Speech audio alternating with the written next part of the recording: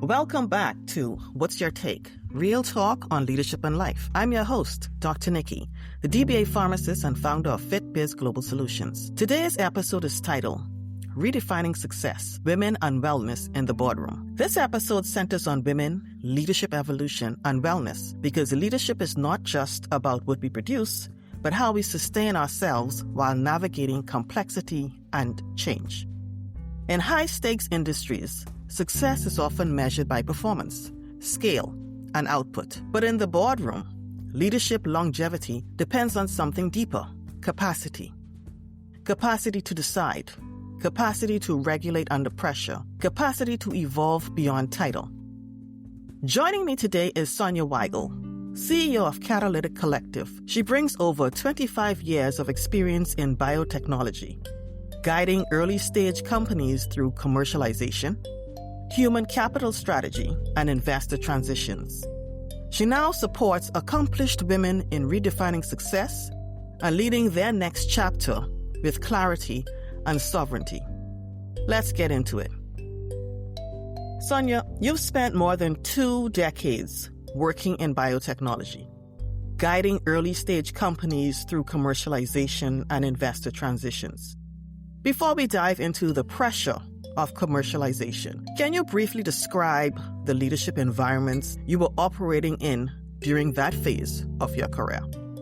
From a leadership standpoint, what makes commercialization uniquely demanding for executives? Sure. So commercialization in a biotech environment is the pinnacle, right? So biotech and that industry is really focused on early stage drug development. It's the innovation arm of life sciences. And it is the high risk, but certainly high reward environment that executives have to be willing to operate in. And I think that's why folks that are in biotech are sort of a unique bunch because, we tend to have a high risk tolerance, but that risk is really associated with bringing novel and new drug developments to untreated diseases. And so the work is profound and the work is powerful and the impact is tremendous because you could be changing people's lives, patients, their families, their caregivers. So there's an overall line of care and patient focus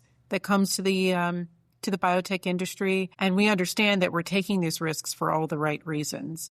So, getting a drug created, developed through phase 1 trials successfully, through phase 2 trials successfully, through phase 3, and then being able to actually commercialize a drug is something that in the biotech industry is very rare and very exciting. All along the way, you have to reach milestones that enable you to raise significant amount of capital. Early stage drug development is extraordinarily expensive, and you need that capital to underwrite your efforts to be able to get that drug to a place where it can be commercialized on the open market and placed in patients. That transition, going from a clinical and R&D company to one that is ready and willing to embrace a full commercial organization, there's a whole lot of what I like to call cultural tissue rejection and organizational tissue rejection that can happen at that stage.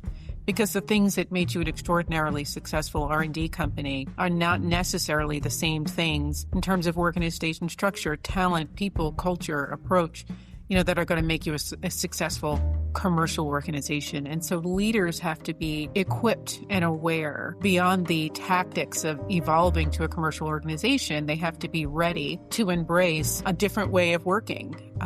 They have to be ready to embrace cultural differences. What's required to sell the drug successfully is very different from what was required to develop the drug and get it into a successful phase. So, leaders really have to be very aware well beforehand that they're bringing on different type of employees with different metrics, different success factors, different ways and approaches to working. Great answer. Yeah. I like how you mentioned this organizational tissue suggestion and how you link that to organizational culture. Do you think that there are any strategies specifically that we can use as leaders to change or to try and guide the team, the main stakeholders, to adopting what we're trying to push? Yeah, I think it's about taking a very careful assessment of the corporate strategy and where you're going and aligning that with the cultural and organization structure necessary to execute. And so leaders have to be willing to look at themselves and to look at their teams and more broadly the organization and to say, look, regardless of whether we are an R&D company, despite the fact that we are thankfully moving towards commercialization because we've had a successful phase 3 trial. We've applied for FDA approval. The drug's been approved. It's time to launch. There's a lot that still remains very much the startup culture, right? So all of the things that got us here, in terms of speed and patient focus, innovation, communication, all of the things that got us here need to get us further, but perhaps even faster and more precise. So, really understanding how we define ourselves as an organization. What do we value? What does success look like here? How do we translate that into a high-performing organization so that people understand this is how you succeed here. This is what we value. These are the behaviors, the competencies. It's as much about how you do your job as it is the job that you do. And so as long as the organization is fully aware of what the strategy is and we're all singing the same tune, we're all swimming in the same direction, then we can really tie that into individual goals and objectives. Those cultural pieces really matter. So regardless of the role that you play in the organization, you understand that at this company, we value, maybe it's communication and integration across functional areas, right? So we want to have functioning work streams without creating silos. We want to be collaborative in what we do. We want to have a real understanding of the business and that business acumen. All of these things are resonant in every employee as a requirement, regardless of the role that they play. And so leaders really understanding that, being able to model that, being able to translate that, being able to lead that way, to encourage their folks to lean into that as well. That's really what has to happen to kind of avoid that tissue rejection as much as possible. Okay, fantastic. And you would say the commercialization, does it make it uniquely demanding for executives from a leadership standpoint? Yeah. Well, it's extraordinarily demanding. I'd imagine. Launching a drug is very, very difficult. There are many stakeholders, and the risk is the drug itself, right? And so just because you've got the drug approved, it's an extraordinary feat in any biotech company. Getting the drug launched it just gets harder because you're dealing with now investors, you're dealing with shareholders, you're dealing with the open market. You've got to find the patients, you've got to find the doctors going to write the scripts, you've got to worry, the hospitals that are going to allow you in. So you've got milestones that you have to meet. They're financial milestones, they're market milestones. Understanding what all of those are, understanding the landscape, how many patients are there, what are they going to pay for the drug? All of it is analysis that you hope is right and that you hope the market responds the way that you want it to, and you hope that the patients respond the way that they want them to, and you hope that the doctors write the scripts the way that you want them to. And in this environment, there are a lot of things that are out of your control as an organization. And, so it's an extraordinarily stressful time for the company and for executives and for employees, but we all do it for the same reason. That is to bring this drug to market, to get it into patients, and to have a meaningful impact on people's lives. That's what drives what we do in this industry. I'm happy that you mentioned that there's a real driving force for the benefit of customers as well behind the whole biotechnology and drug development. Because as a pharmacist on the other side, I do appreciate this, but we do have a lot of consumers who tend to think that the companies are only out to make money. So it's good that you brought that home so others can understand that, hey, we're not all just about money. It's actually difficult to execute these things, okay? So that's really good. We often talk about performance, but not capacity. When you think about executive capacity, what does that actually mean in practice? And where does wellness factor into that? Well, that's a great question. And I love the fact that people are talking about this now, because I think that was sort of a hidden unknown. People knew it on the inside maybe, but there wasn't necessarily space to articulate it or even understand that your capacity kind of drives everything, especially in the sciences and these kinds of industries. We tend to be very binary in terms of this is the plan, this is how you execute, this is what has to be done, and this is how you get it done. But, back to my earlier point about how you get something done is really, really important. And in a high risk, highly regulated industry like biotech, your wellness can often suffer because you're so focused on the goal. What often gets left behind is the self, and the understanding that sewing into yourself is going to be important, even in a corporate setting, even in a business setting. Really aligning with the work that you do with what you personally value. And that's so important in the biotech industry because, it's what keeps you here. It's why you take the risk. It's why you're willing to be in a high risk environment.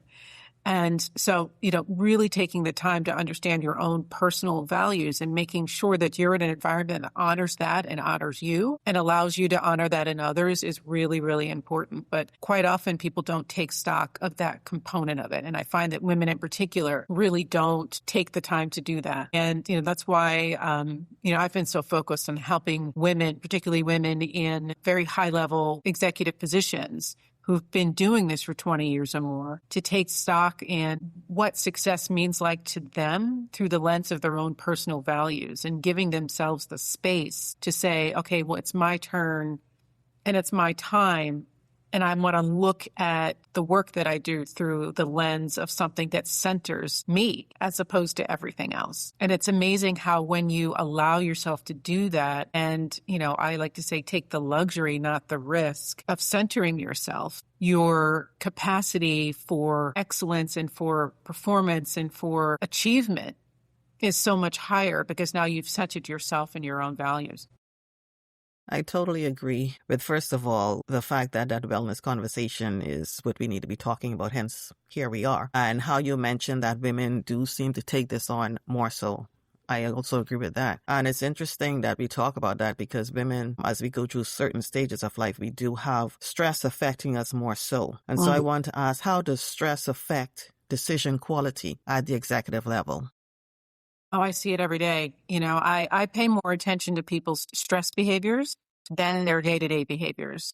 And in particular, when you look at leaders and you see how they distill stress, or if they don't, it often comes out in how they interact with their superiors, how they interact with their peers, and most importantly, how they interact with their teams and the people that work for them. And I have often found myself in a scenario as a chief people officer of having to do, sometimes major organization restructure because the grave risk that comes when a leader has not equipped themselves to understand, recognize their stress, and see how it's impacting, perhaps negatively, the way that they interact with their teams. There are times that I'll make an organization structure change so that people are not subject to what's often the negative behaviors that come on the other end of stress. In the absence of recognizing and dealing with that stress in these very high-risk, high-paced environments, it can create a level of toxicity in the organization. I mean, it's amazing how even one individual can have an adverse effect in scales and scores around them when their stress is informing their behaviors. So bringing that wellness component in, we did a lot of this work during COVID where we were very intentional about bringing wellness programs into the company, giving, everything from online, free access to online therapy, creating, we had a ClassPass membership that we offered where, you could, through company subsidized support, find yoga classes. We actually did online yoga classes when we were in quarantine and offered that to employees because we understood that the wellness component was so important, and we can't allow the lack of opportunity or ability to manage your stress to get in the way of the important work that we're doing because patients are waiting. Yeah, definitely. I remember the times of the COVID lockdown. I had another episode we talked about burnout a lot as well. It was amazing. I like how you mentioned toxicity in the workplace, a possibility as a result of those high stress, high stake environments. And I like how you emphasize that. So In high-stakes environments, we often talk about strategy, capital, and growth, but we don't always talk about wellness as a leadership discipline. What pressures are unique to women operating in the C-suite level? And how do those pressures affect their well-being and capacity over time? I know you talked a bit about it, but let's go and, take a deeper dive into that. Yeah, so women at the C-suite level really take on a unique set of additional pressures that I think men don't necessarily do, right? We're often, especially in the sciences fields, often the only woman in the room or one of very. And, that requires a different, you have to move differently in those circumstances. Very rarely, almost never, will you find that all of the people in the room are women, right? We just don't have the benefit of being the majority in a room. And so we have to move differently. And that adds a layer of complexity. For women who have been in the workplace for over 20 years, those that are now sitting at the C-suite, we kind of grew up with this.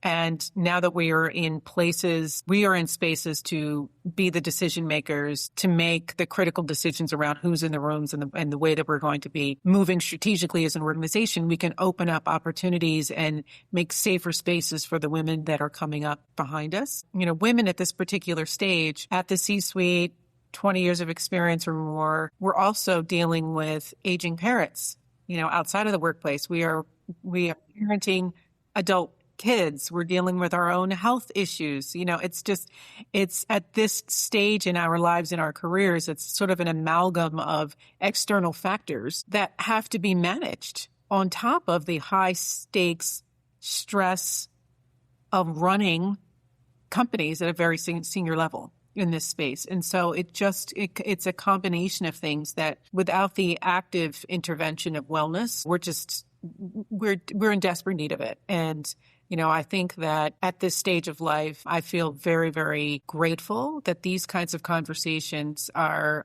happening and that there's space for that.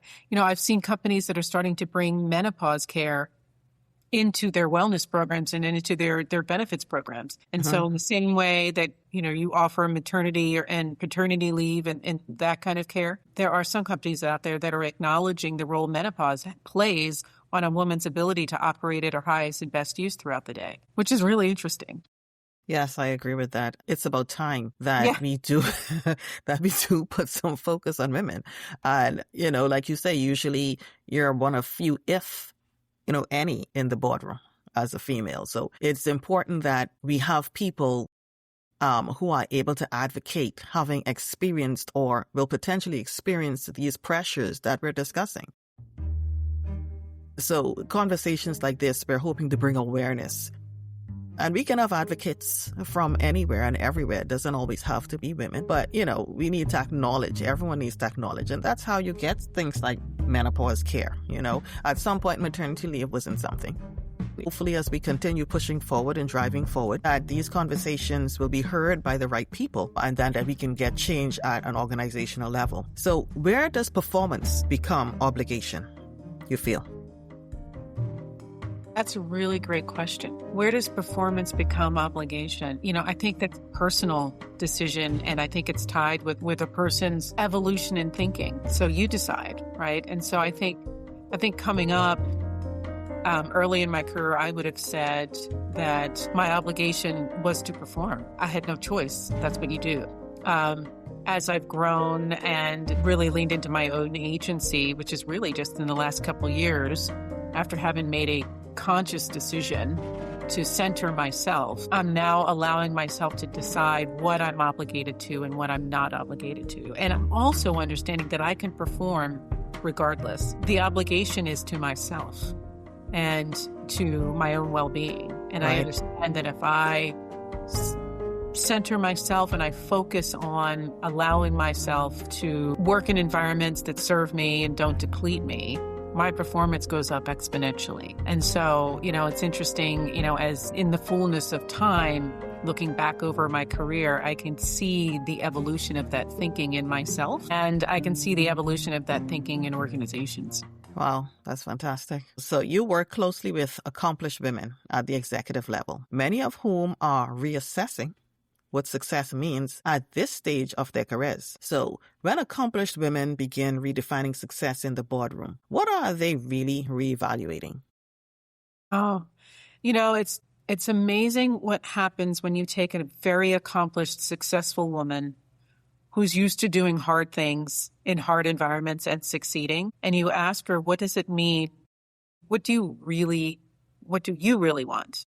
What does life look like when you decide that it's your turn and your time and you're going to allow yourself to place yourself first?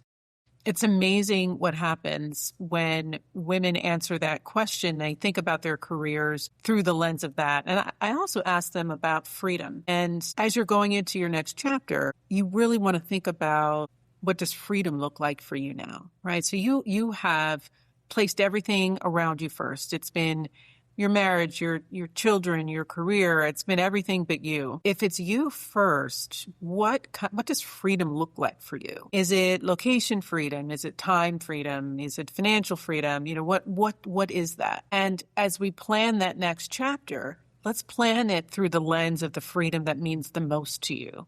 So this time, when you're planning something, it always tacks back to that.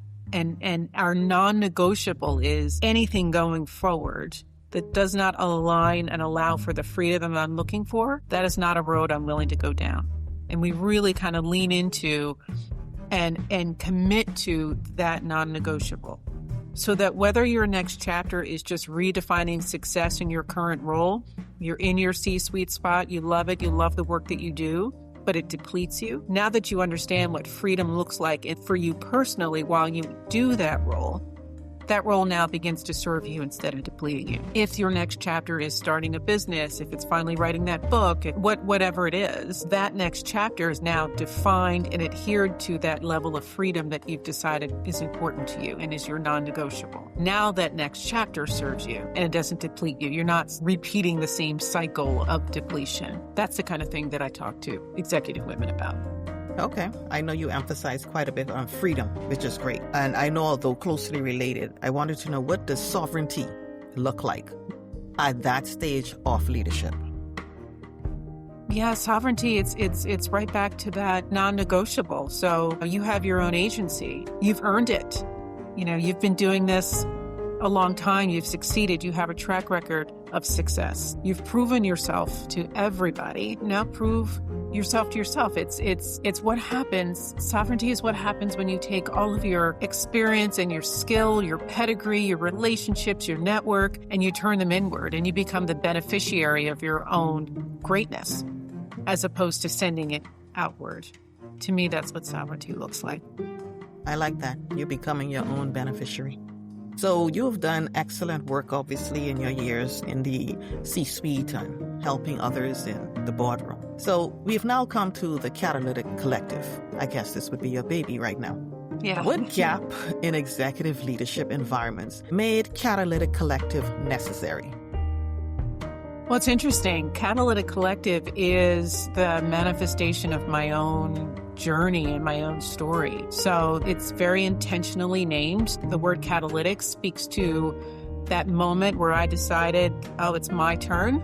It's my time. I've sewed in everywhere else. It's time to sew into myself. And then, looking over my career and my life, it's all of the catalytic moments that stitched together got me to that big moment. And then the collective is what happens when you bring women together who've had their own catalytic moments. What can we accomplish for ourselves, for each other, even outside of the group? What can we accomplish as a collective? And the journey it took, and it was really like a 2-year journey for me, to get from a place of, I think it is my time. So what does that mean? What do I have to do? A big part of that journey was wellness related, actually, where I had to look, I understood what that next chapter wanted to be, but I had to ask myself, am I physically, emotionally, mentally ready to receive that level of freedom? And I had to look at my mental health. I had to look at my physical health. I stopped eating meat. I've been a vegetarian for 3 years now. I had to look at, what my body wanted, what it was telling me, learn to listen. I had to lean into my spiritual practice and really begin to understand myself from the inside out. What was my own story telling me? Mm-hmm. And putting all of that together, and, to answer your question about what happened that made the Catalytic Collective necessary, it's only necessary because I believe that other women at my stage of life are asking themselves the same questions. And so, if I am just a half a step ahead, how can I guide other women to down that very similar journey? And the benefit is the true peer-to-peer connection that comes when you bring women together that have that same idea of transformation. We have that in common. We have the C-suite in common. We have 20 plus years of experience in common. We have all the external factors that we're dealing with in common. That creates a room where we can have true peer-to-peer connection and help one another along the journey. And as a collective, we can become even more powerful. I love that story. That's brilliant. I like how you talked about the journey and how it all came together. I like that. And I talked in one of my recent episodes about me even deciding what stage I wanted to move into my own business. And I had to look at different factors, but eventually you have to make a decision. Are you going to pivot, pause, push forward? I decided to push forward. So coming back to your Catalytic Collective, how does community protect executive capacity in ways performance structures cannot? Because you talked about community, which I really like. Yeah, so it's interesting. When I first started the Catalytic Collective, it was really for all women. And then it shortly sort of evolved to, okay, I really kind of want to focus on executive women. I want this journey to mirror my own. And I was happy for the collective to kind of define itself. And it very quickly, and I don't know if this is correlation or causation, but it very quickly evolved into an organization for women in the life sciences and most specifically biotech. I think those are the women that were being attracted to it. That's probably because that's my own network. I don't know. But what it's allowed is spaces for us to have conversations that are personal in terms of our journeys, but professional. Those conversations are really meaningful because, being in life sciences, being in biotech, we share a similar glossary of terms. We share similar experiences in our highly regulated, high-risk environment that we're in. We share a similar passion for patients and patient advocacy. And so that creates a very safe and welcoming community of conversation where we really can connect with one another in a meaningful way. One that, perhaps if you're not in those same circles, probably wouldn't mean as much to you. And I think, there are a lot of networking organizations out there. There are a lot of women's organizations out there, and we're not trying to be any of that. We're really trying to create something where you can step out of your executive role but still keep it with you, because it's those experiences that you're bringing that allow you to have meaningful conversation with other women that are sitting in the same space as you. Wow, that's a beautiful explanation. And I know you had mentioned something earlier about some things you learned earlier in your career, but I just want to ask this reflective question. Is there something you feel that you learned now that you would wish you had known earlier in your career? Oh, yeah. How many things do you want? Just one. I know there's so many. There's so many, but I've had a lot of time to think about this actually, and a lot of the reasons why I think about it is because I've got 3 children in their 20s, and they're all embarking on their careers. But my youngest one is a senior in college now. She's going to graduate 2 months. And, congratulations. She was actually, the catalytic moment for me was actually a conversation with her when she was a sophomore. So 2 years ago. And, she was buzzing about, I need an internship. I need a major. I need to figure out what I want to do. And it was just, she was excited about it, but she was nervous about it. And she was just trying to figure out her future in real time. And I think this conversation was even more poignant for me because I knew this was the last of those conversations I was going to have, because her older siblings, I'd already done this with them. And I was like, this is the last time. And I was just so excited watching her think all of this through. And I said, she has her whole life ahead of her. And then, after hanging up with her, I sat with it for a bit. And I was like, I have my whole life ahead of me too, with the benefit of 30 more years of lived experience. And what I told her in that moment is what I tell myself now. And that the lesson is you can do whatever you want. And you don't have to be confined by what society says or should be done. You know, now you've got the benefit of technology. I mean, I'm talking to you right now in a way that we could not have done 2 years ago, 5 years ago. We're having conversations about things that weren't happening. There's so much opportunity. And so don't allow yourself to be pigeonholed or compromised by someone else's standard. And if that looks like a portfolio career, and I've introduced this to all of my girls, and I've got one in particular who's just leaned into it. You know, what I'm leaning to for myself right now is the portfolio career. And I love the fact that my girls who are in their 20s are doing the same. And that portfolio career is taking the things that you love, that bring you joy, that bring you happiness, and finding a way to monetize those things, as opposed to pigeonholing yourself into something that the rest of the world says is the right way to go. And so if I had had the benefit of that, and, you know, and 30 years ago, lack of technology, whatever, maybe it wouldn't have been the same thing. But I can tell myself now, I can do the same thing that my girls are doing.